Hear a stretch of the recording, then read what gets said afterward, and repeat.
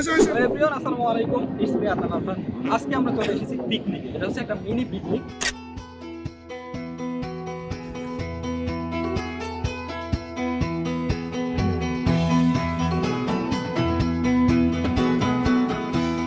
ঈদের পরে হঠাৎ করে আমাদের প্ল্যান হলো যে নদীতে যাব, মাছ খাবো।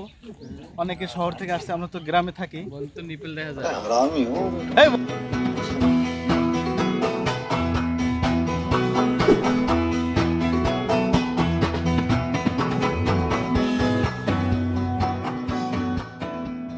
দোকানের অবস্থা ভালো না। গত ঈদে আমার মোবাইলটা ফেলাইছি, যখন আমি মোবাইলটা ব্যাগের মধ্যে রাখছি।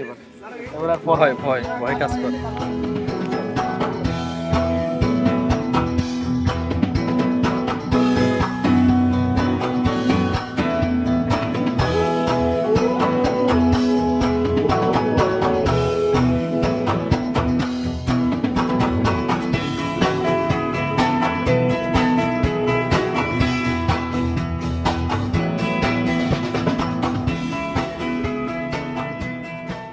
বর্তমানে যে জায়গাটা আছে এটা হচ্ছে বরিশালের মধ্যে পড়ছে এবং আমরা হচ্ছে খুলনা বিভাগ থেকে। এই যে নদীটা দেখতে পাচ্ছেন, এটা হচ্ছে বলেশ্বর নদী।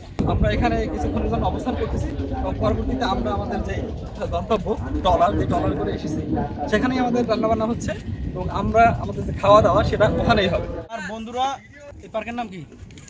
ইকো পার্কে ঘুরতে আসছি। আমার গরিব বন্ধুদেরকে 20 টাকার ঝাল বেশি দেন, যেন পাশা পড়ায়।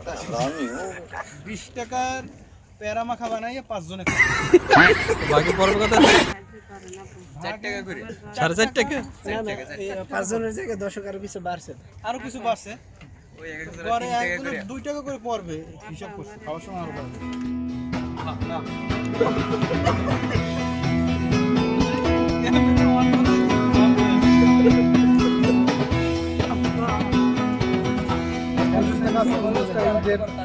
খাইতে পারো, চলো। না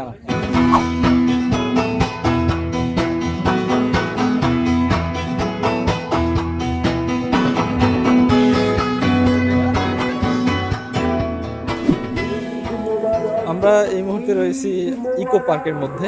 এই পার্কটি হচ্ছে বরিশাল বিভাগে অবস্থিত এবং এটা হচ্ছে পিরোজপুর জেলার অন্তর্ভুক্ত। বাট কোন থানার মধ্যে আছে সেটা জানা নাই। এটা কোন থানা? তুষখালী। পার্কের মধ্যে একটি অসাধারণ মসজিদ দেখা যাচ্ছে। মসজিদটা অনেক সুন্দর এবং স্পেসটা অনেক বড়। তো নামাজের সুবিধার্থে হচ্ছে এই মসজিদটা খুলে রাখা হয়েছে।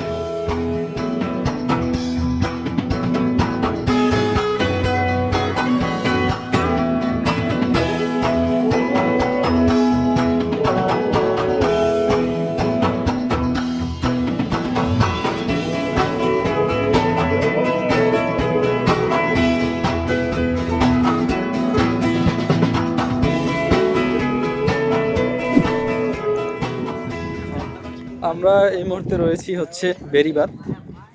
এখানে পিছনে অনেকগুলো হচ্ছে মাছ ধরার যে ট্রলার আছে সেগুলো দেখা যাচ্ছে এবং এগুলো হচ্ছে প্রত্যেকটাই হচ্ছে সাগরে গিয়ে মাছগুলো ধরা হয়। তো আমাদের ট্রলারটা এখান থেকে বেশ কিছুটা দূরে, আমাদের হেঁটে হেঁটেই যেতে হচ্ছে।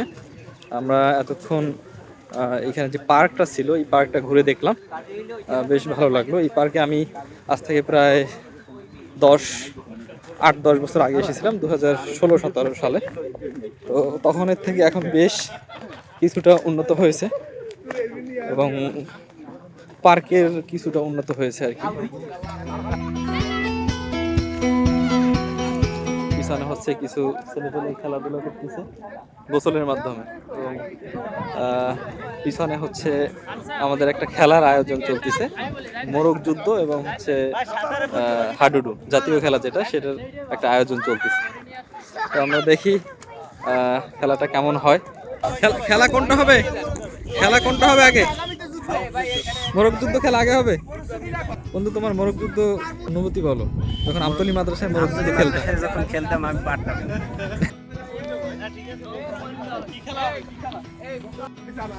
খেলা চলমান, মোরগ যুদ্ধ খেলা চলমান। এখন ওই 3 জন আছে, ফার্স্ট সেকেন্ড থার্ড। হ্যাঁ, তুমি খেলাটা ভালো দিয়েছো।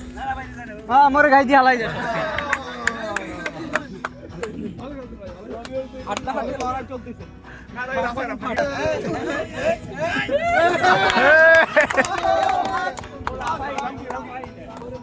অসাধারণ খেলা, খেলে ভালোই লাগলো।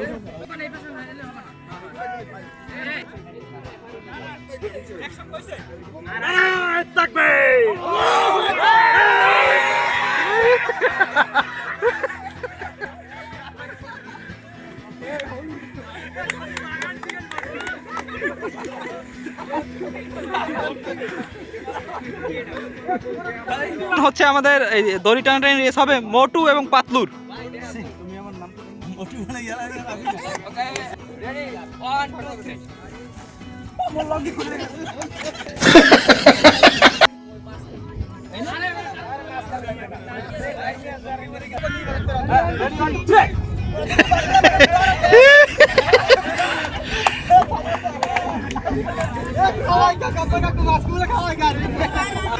আদনান উইন না? রেডি 1 2 3 একদম কাপ খেলা লাগবে পারবি না তো। রেডি 1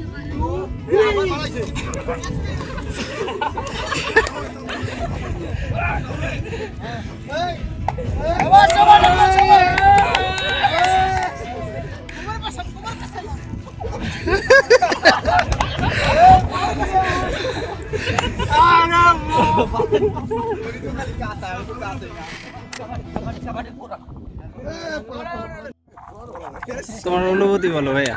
অনুভূতি অসাধারণ। কোরবানিতে এরকম একটা আয়োজন করার চিন্তা ভাবনা করতেছি।